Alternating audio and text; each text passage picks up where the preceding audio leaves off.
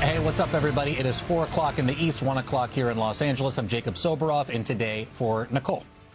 A little excursion. Those are the words Donald Trump used to describe it, at least in the beginning.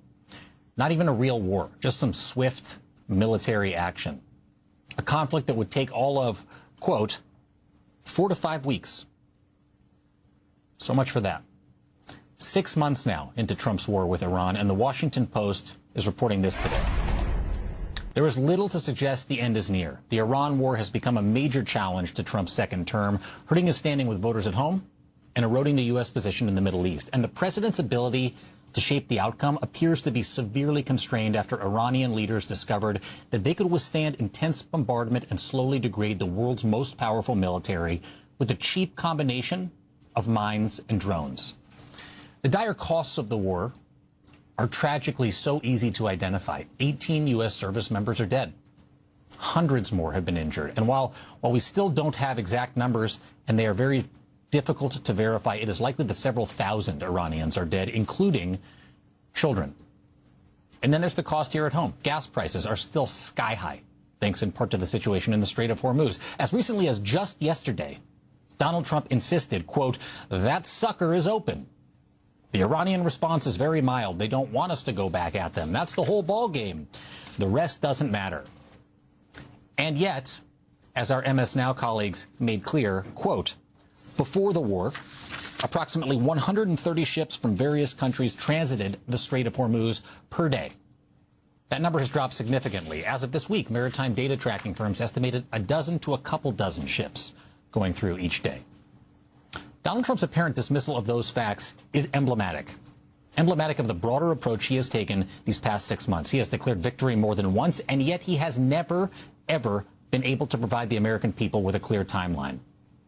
What started as 4 to 5 weeks slowly turned into this. Right from the beginning, we projected 4 to 5 weeks, but we have capability to go far longer than that. We'll do it. I would say that within 2 weeks, maybe 3. And it should be ending pretty soon. We're at a point we're going to come out of Iran very quickly. You will see the fruits of that labor very, very shortly. Very shortly it'll end. Very shortly. Now 6 months in. 6 months in, lacking a clear timeline or even a clear primary objective at all, the American people are firmly in the dark on when the president's so-called little excursion will end. And that is where we begin today. MS Now senior national security reporter David Rohde is here. Also joining us, Frank Kendall. He served as Secretary of the Air Force under President Joe Biden. He is now a senior fellow for the Center for American Progress. He also has a new book, Lethal Autonomy, The Future of Warfare, Whether We Like It or Not. It's out now. And Allison Jaslow is here. She is an Iraq war veteran and former CEO of Iraq and Afghanistan Veterans of America. Thank you all for being here. David, let's start with you, because when you listen to Trump, as far as he is concerned, I don't even know if it's clear where the war stands. How do you hear what he is saying and understand what he is saying? And how does that line up with the facts on the ground, as they say in the military? Thanks for having me on today. What we did, Julia Jester and I, our colleague who covers the State Department, we looked back at President Trump's speech on the night the war began. That was February 28th. He announced that American and Israeli forces were attacking Iran. And the president described 6 goals that night. We looked at each one of those goals. He had partially achieved maybe 2 of them. But the bottom line is that he has not fully achieved any of the 6 goals that he described that night. I can run through them in separate questions, but please do. Well, thank you, and I'm thrilled to be on the show because there's time to talk. So the first one was, and I'll just try to keep it short, but annihilate Iran's Navy. To be fair, they partly achieved that. They hit their larger boats. There's still hundreds of smaller boats that they're using to slow down the flows of tankers through the Strait of Hormuz, as you mentioned. Destroy their missiles. They've destroyed many of them, but there's still at least 1,000 missiles that Iran has. Destroy Iran's missile factories. They destroyed many of those. That's, again, partially achieved, but there's underground facilities where they're still apparently assembling missiles. Another big goal was to prevent Iran's proxies across the region. This would be Hamas, who carried out the horrific October 7th attack, Hezbollah in Lebanon, and the Houthis, that to block Iran from supporting them. And Iran's been able, they're still able to get some supplies through. Most importantly, President Trump talked about ensuring that Iran does not obtain a nuclear weapon. Right. That has not been achieved. The stockpile is still there. And the last thing, and I just mentioned this on a personal note, we've talked about this before, he sent a message that night to the people of Iran. He said to the great people, the great proud people of Iran, rise up and take control of your government. And President Trump said, help is on the way. He has not achieved that goal, not in any way, shape, or form. And now Iranians are living under an even more hardline regime.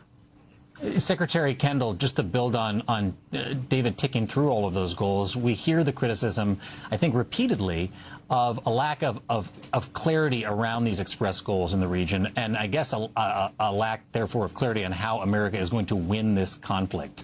Are those concerns you share as well? Absolutely. Jacob, the overarching goal, I think, was regime change here. And there was an illusion for some reason that by decapitating the government, killing the supreme leader, that they would achieve that. It hasn't happened. And the Iranian governing government had basically shown just before this that they were ready to be very brutal to their people, killed tens of thousands of people apparently, suppressing dissent and resistance. So I don't know why we thought that this was going to be successful. It was very predictable that Iran would respond the way they have. It was very predictable that they had already taken measures to provide some survivability for some of their key assets. And so now we're in a protracted conflict that we really don't have control over.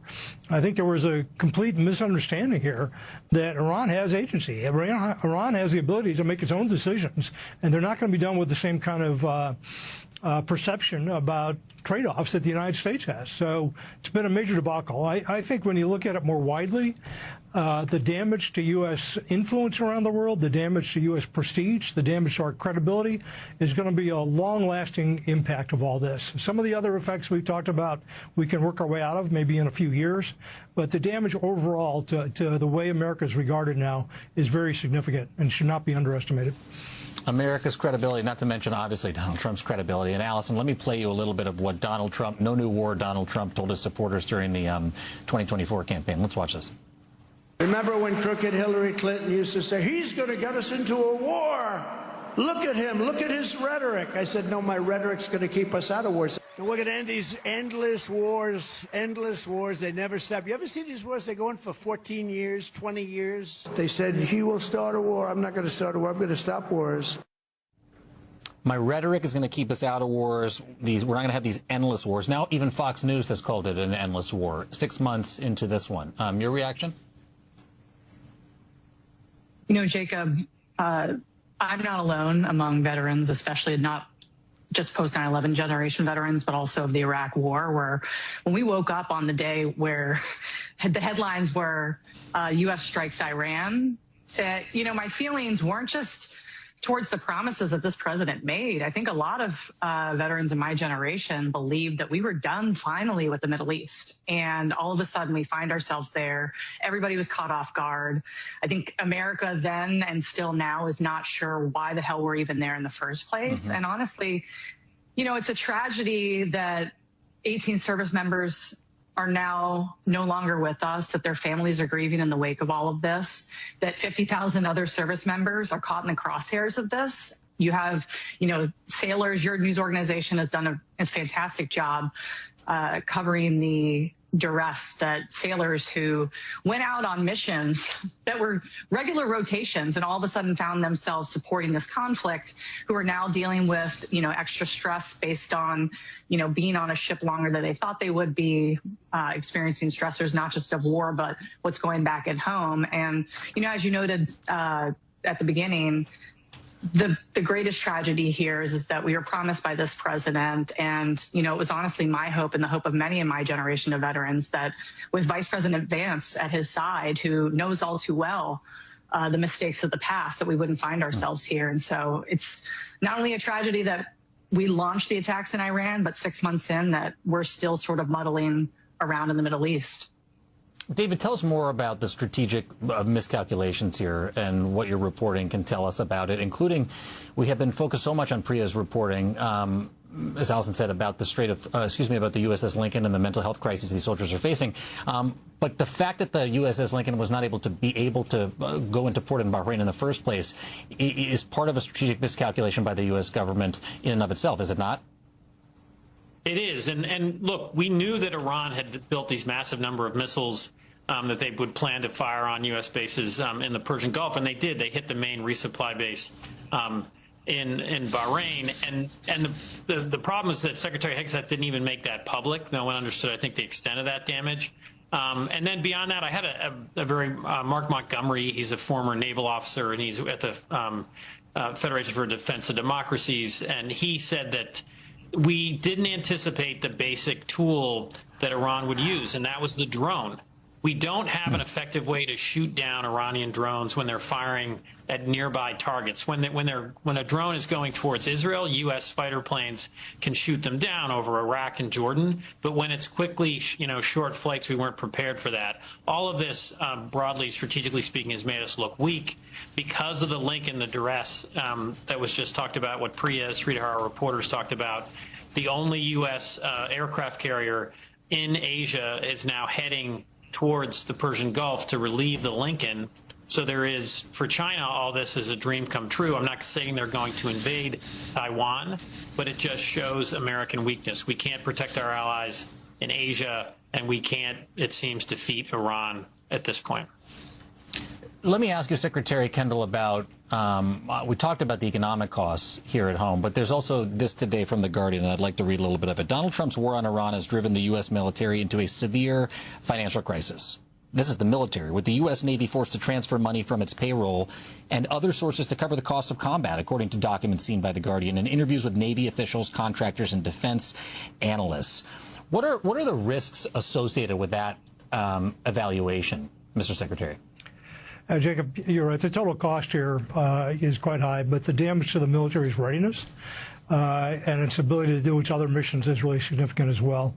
There's been a lot of discussion about the drawdown in munitions. We talked about the carrier, longer deployments, loss of facilities in the region.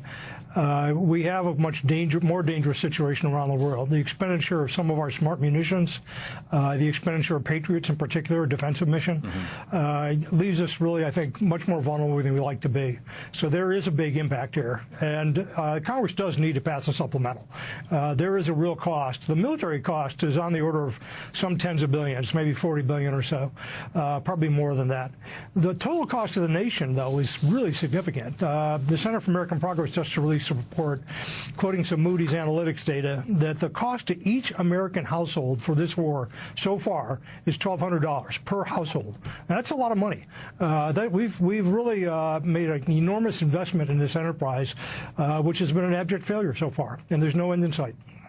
That hits every one of the people watching right now's pocketbooks. I mean, I think it's so important to underscore, and I think that Navy veterans are both feeling it because of what they're watching play out in the theater, but also what they're feeling at home. And Allison, our colleague Alex Tabbitt, spoke to one who actually voted for Donald Trump in 2024. I think it's worth us listening to that, too.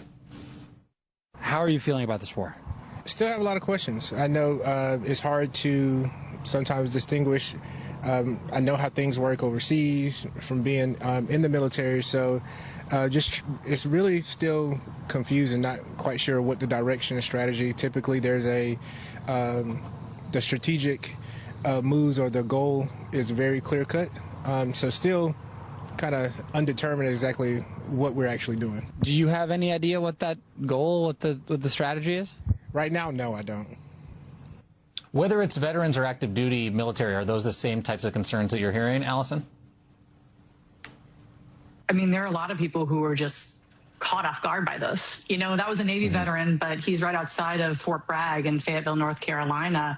I was at a birthday party in May and made some small talk with a wife whose husband, who was a medic, was deployed without a lot of advance notice and told that he would either be back in 3 weeks or 6 months. anywhere between that timeline. And not only is there not a clarity of mission, which is extremely problematic from a morale perspective, but, speaking as somebody who was a platoon leader in Iraq, and when we experienced loss on the battlefield, what you want to be able to do when your soldiers are grieving is to be able to look in their eyes and give them confidence that the sacrifice was a worthy sacrifice. And where I have a lot of empathy for those who are leading troops right now, especially those who've experienced loss, is are they able to look in the eyes of their troops and give them confidence that there is a real mission and a worthy cause that their battle buddies died for here? And I'm not sure that there is. I don't know that there are a lot of, veterans or service members who are clear on that. And,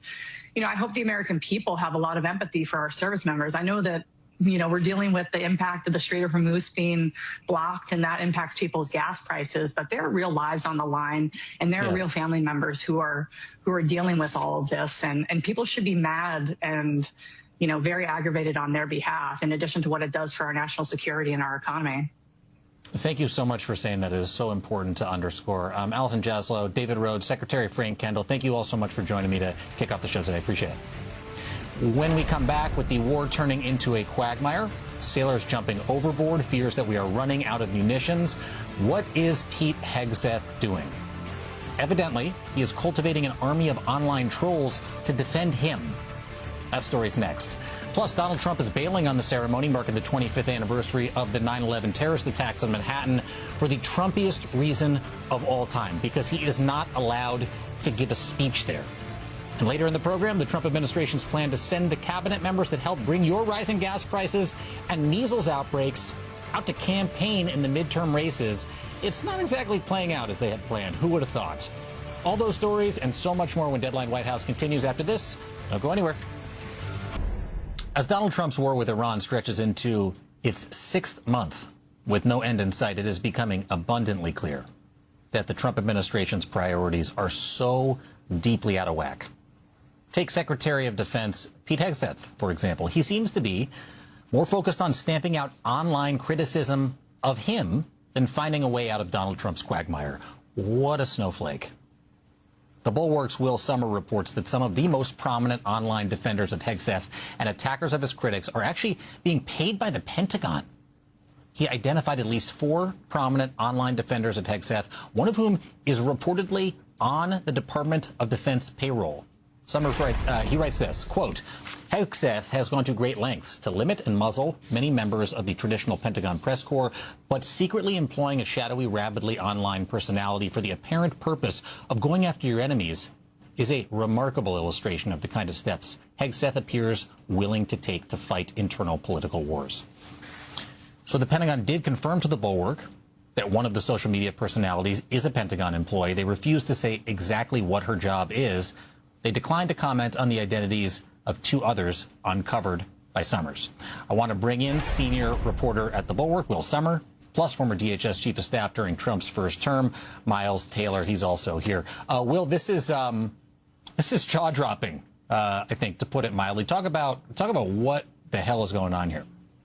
Yeah, I mean, this is a very weird situation. A lot of the story centers on a woman named Jenica Pounds, who is a very prominent right-wing social media figure who goes by the name Data Republican, and she kind of cooks up these things that supposedly support Doge or whatever. But basically, over the past 2 weeks, it's emerged that she's also a DOD employee.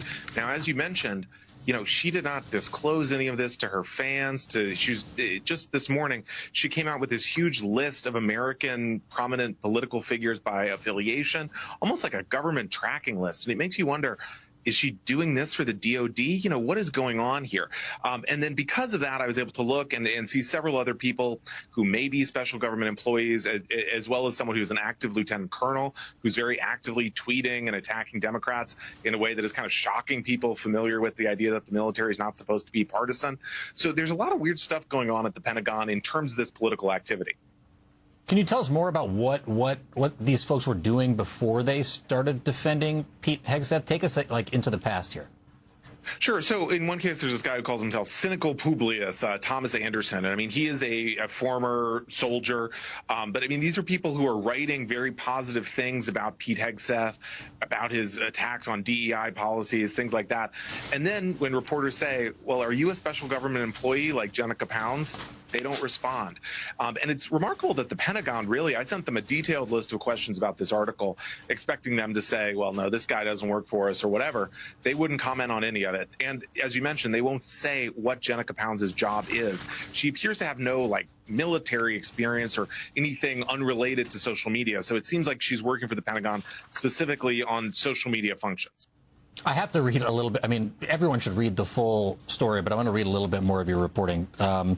There's a quote. The discovery of one of Hegseth's trolls, Data Republican, the Noam DeWeb of Utah mom Jenica Pounds, who you mentioned, gig had been awkward for her fans, too, who had been taught to dismiss anyone working for the government as a, quote, Fed plant. Amid the furor, Pounds' mother, who goes by the name of Mom of Data Republican on X, argued in classic mom fashion that it is actually cool now to be a Fed. Being a Fed used to be a negative thing, only to the lawbreakers, she wrote. Now people are using it as a slur. The man she cited as an example of a good Fed, you guessed it, Pete Hegseth. My mom goes online a lot to defend me, but I'm not doing this. They have really, really had to twist themselves into knots to justify all this. Will? Yeah, I mean, it's a very weird situation, and I think it raises some concerning issues. You know, as I mentioned, Data Republican just put out this huge graphic of American citizens, prominent political figures, kind of very tendentiously tying people to Cuba, to various, critical groups that the right is critical of. And we know that she was working with the Secretary or Undersecretary of State to put out some information to kind of pump up the idea of war against Cuba. So this is not what we want the Defense Department to be doing, is kind of running these like domestic political operations. So I think this is really kind of the tip of the iceberg in terms of what's going on with this. Miles, you and I got to know each other when you were working at DHS and I was covering the family separation crisis. You were working for Kirstjen Nielsen. And in my first book about the family separations, I wrote about how there was a memo from folks in the DHS that went to Nielsen about me before I interviewed her. It talked about why you guys thought I was a good person to interview her, what you thought I might report. But there was nothing about you guys picking different online influencers to support the cause of the Department of Homeland Security and what they were doing. Nothing to this extent, unless I missed it. Jacob, it's because you were a real reporter. And, you know, I think that's what's so spooky about this is the defense secretary is putting more attention into a troll army than the actual army. I mean, I think Will's right. This is... This looks ostensibly like a propaganda operation, and you have to pair it with another fact, Jacob, that I think aligns with what you were observing about the first term, which is that they kicked the real press corps out of the Pentagon. They've credentialed only the people willing to sign loyalty pledges. I don't think any of us would have respect for Jacob Soboroff if he had agreed to sign a loyalty pledge to continue to cover the Department of Homeland Security. I know you wouldn't have done that, and most of the journalists who were as good as you didn't do that over at the Pentagon, and they got frog marched outside of the building. But then you pair that with the fact that he has taken MAGA trolls, some of whom were covering the Pentagon. Jenica Pounds was one of those people willing to sign the loyalty pledge to cover the Pentagon. She traded in her press badge to go onto the federal payroll. And I think that's the really damning thing about this, is that taxpayers are funding this. And it begs the question, who else besides the people that Will found are on this payroll? And I can tell you, when I was at DHS, a lot of bad things happened in the first Trump administration, but the White House tried to jam similar people into DHS at the time. They tried to get us to hire these SGEs, special governmental employees, basically people that they couldn't get hired anywhere else in the federal government. And most of the time, we'd say, no, you cannot give us this clown car of crazies to put into the department. We are not going to hire them as SGEs. In the second term, that appears to be happening in spades. I know that you were well aware at the time of what the Hatch Act is and how you as a government employee could violate it, whether you were sitting in the Oval Office talking to the president or sitting over at the Department of Homeland Security. Adam Kinzinger, Miles, said in a video that he believed that this effort would violate the Hatch Act. Do you think any of this is potentially legal? Oh, I think genuinely, based on Will's reporting, but also Raw Story and some others, it looks like there are potential violations of law here. Some of this could be criminal. And, look, in the first term, I was keenly disinterested in going to prison for Donald Trump. There does appear to be more people who are willing to do that in a second term. Ostensibly, some of this looks like violations of the Hatch Act, but also potentially worse. There are other conflicts of interest here, and I don't want to get too far over my skis. I just messaged our friend Will on Signal to say there may be other things to share that I'm aware of, and happy to circle up on that front. But this is probably the very beginning. You can do it right now on the show if you want to, Miles.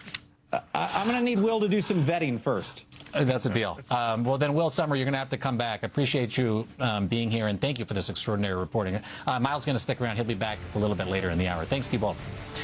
Coming up after this break, a Middle Eastern official known as the Spy Sheikh makes a major investment in the bank that Donald Trump's family is setting up. We're going to talk about why that is obviously setting off alarm bells about conflicts of interest. That's coming up next. Stay with us. An official from the United Arab Emirates, a country that is a key player in the war with Iran, is becoming a major investor in Donald Trump's new bank. The Wall Street Journal reported this today, quote, the Abu Dhabi Royals, sometimes referred to as the Spy Sheikh, is a major shareholder backing a new U.S. bank the Trump family's cryptocurrency venture is preparing to launch, according to people familiar with the matter. The Sheikh and co-investors, quote, are behind an entity that owns the largest stake, 49%, in the holding company that World Liberty Financial created to house its banking venture, according to people familiar with the matter. With that investment, a foreign government official now has a direct financial stake in a bank tied to the sitting president of the United States of America. Okay? And it comes on the top of the fact that the Sheikh last year had already put $500 million into World Liberty Financial 4 days before Donald Trump was inaugurated. A White House spokeswoman claimed that Donald Trump only acts in the best interest of the American public, denied the existence of any conflicts of interest, so guess we're done here. Democratic Congressman Robert Garcia of California joins us now. He's the ranking member of the House Oversight Committee. It's good to see you, Congressman. What kind of red flags do you see here? I mean, how many more red flags do you need? This is the most corrupt president we've ever had. I mean, he might as well just sit out front of the White House and just collect bags of money at this point with a for sale sign on the White House lawn. I mean, this is just an enormous amount of grift. This has never happened before in the history of our country, and I think people need to understand that. And it's not just the president. I mean, not only is he $2 billion plus richer in just his first year, it's this crypto scheme.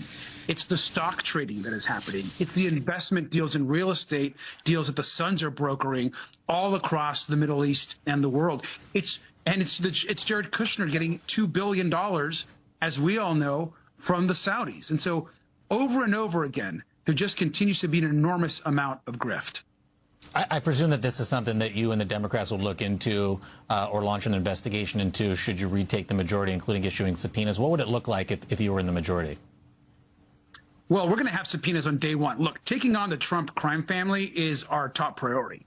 That includes all of the corruption of the president, all of the corruption of the sons, what Jared Kushner is doing, who else was involved in that, what were the roles of Susie Wiles and Stephen Miller. I mean, at the end of the day, you have American companies and CEOs essentially piling money on the Trumps, knowing they're going to get special favors. Trump seems to be more obsessed with who's giving money to his ballroom project, who's giving money to monuments for himself, than actually helping out the public. And so that the subpoenas around this corruption are going to be key. But there's also pay to play happening across the government. We think, important evidence that continues to build around corruption at ICE and DHS. They're using what they're doing now in deportations as a way essentially to build wealth for top donors and billionaire buddies of Donald Trump. And so the corruption is just not just on the family, but also it's across the government. As it relates, though, Congressman, to the UAE, they've been so heavily involved in the war with Iran. And there was just last week, the UAE says Iran launched a series of missile strikes on them, and they suspended all trade with Iran in return. What are the national security risks of Donald Trump now having these deep financial ties to UAE officials? It's enormous. I mean, look, it's UAE. How about the plane from Qatar? How about the money from the Saudis? How about the Trump Hotel organization and hotels and organizations opening up properties across the Middle East. I mean, it goes on and on. We have no idea the amount of money that Donald Trump is actually making off all of these governments. It's direct payments.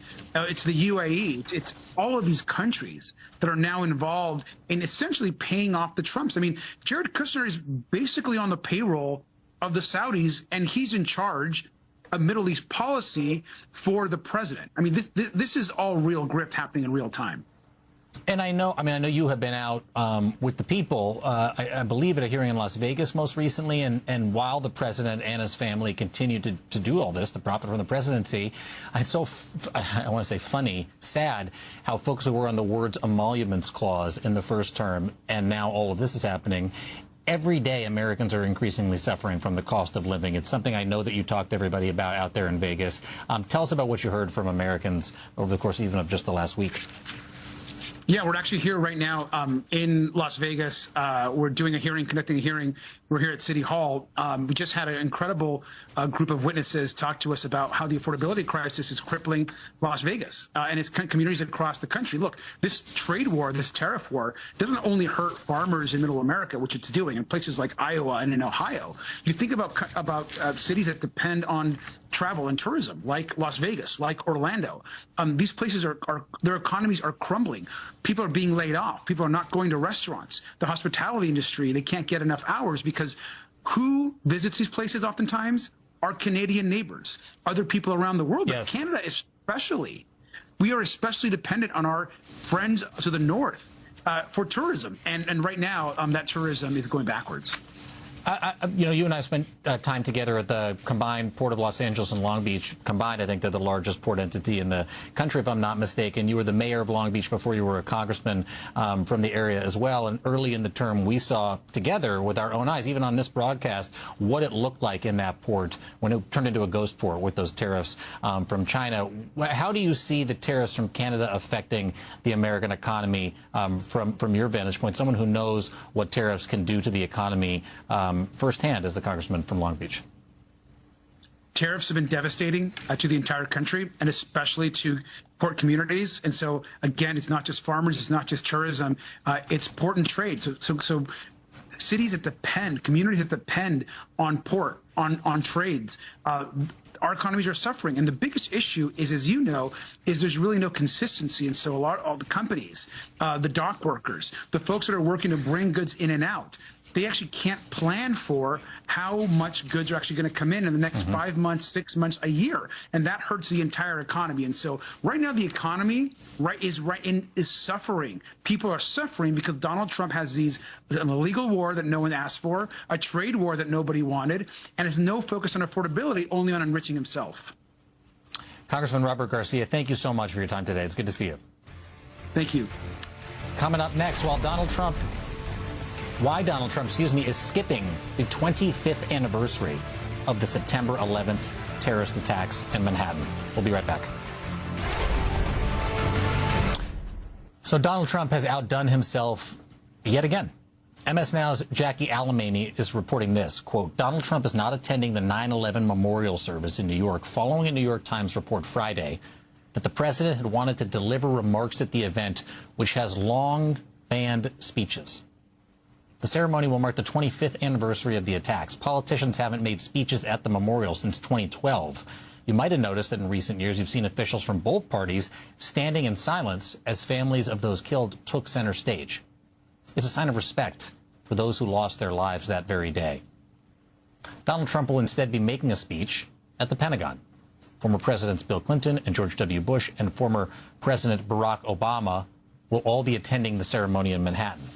Miles Taylor is back with me. And, Miles, I don't know what we expected from the guy who claimed that do you remember this? The Twin Towers falling meant that he then had the tallest building in Manhattan on the day of the attacks. And then he once tweeted that he said, I would like to extend my best wishes to all, even the haters and losers, on this special date, September 11th. But this is pretty whack, even for him.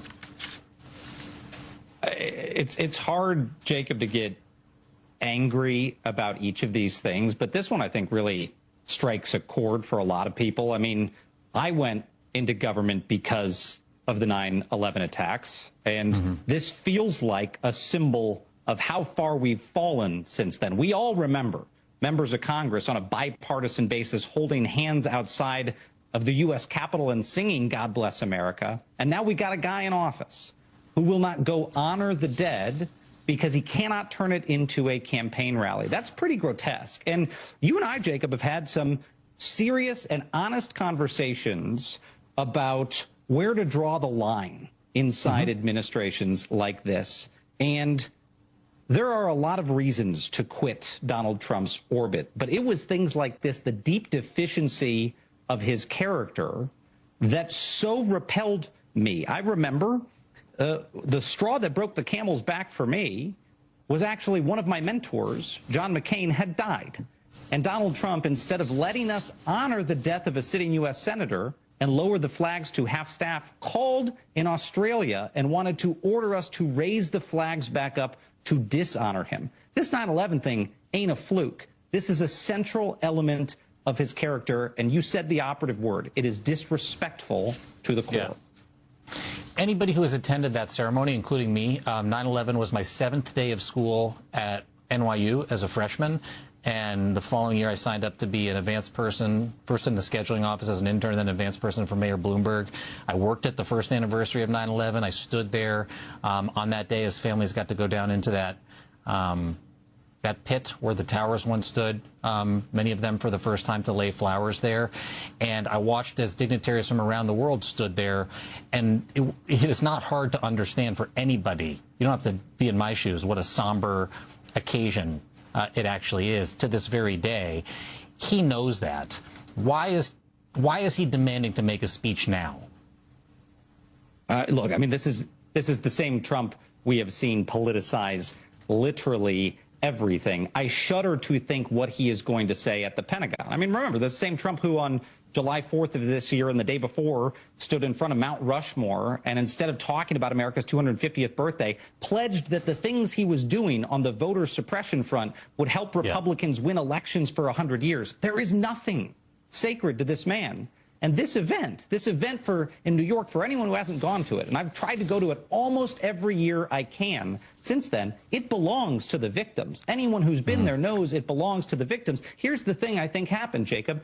He's been there before. Donald Trump has been at the event. I think he was there one year when you were there and I was there along with other presidents. I don't think he liked it. I don't think he liked that he went there and he didn't have the opportunity to speak. And now it seems like he's going to take that political parade to the Pentagon. And this ties back to what you and I were talking about earlier in the hour. Donald Trump has got a Pentagon that's now run like a fan club and a memorial that, God forbid, is going to be treated like a campaign stop. That's the side-by-side that tells you what you need to know about his second term. And you know it's bad when even Rudy Giuliani knows that speeches are not appropriate and that he won't stand up there and do this, yet Donald Trump will, Miles. The families will not forget this one very soon, Jacob. But you know what? I think a lot of them are probably reading these headlines and saying, good riddance. Yep. Yep. Miles Taylor, thank you so much for joining me today. I appreciate it. Thanks, Jacob. Coming up next, an iconic piece of the United States of America is, I can't even believe I'm going to say this, now up for sale by the Trump administration. We're going to tell you about it right after a very quick break. New reporting today that Donald Trump is trying to sell, brace yourselves, part of the most beautiful land in America, Yosemite National Park. This is according to Notice. The Trump administration has been quietly pressuring the National Park Service to hand over a part of Yosemite to a real estate developer. The land in question is just roughly a quarter-mile strip. It'd be sold to a real estate developer and investment firm called Kingsbarn Realty Capital. This is from Notice. The developers are looking to, quote, build a short road connecting the property to one of Yosemite's central thoroughfares. The new road would give the land exceptionally rare private access to a park that is otherwise almost entirely buffered by national forests. This is an unprecedented deal. It would break with American tradition of protecting public lands for public access. Yosemite's history stretches all the way back to Abraham Lincoln's presidency. He signed the Yosemite Grant Act in 1864, more than 150 years ago. A spokesperson for the National Park Service told Notice that there haven't been any final decisions. We're going to keep a very close eye on this one. Coming up in the next hour of Deadline White House, how Team Trump's plan of sending cabinet members to campaign in the midterm races is backfiring. We'll be right back after a very quick break. Don't go anywhere.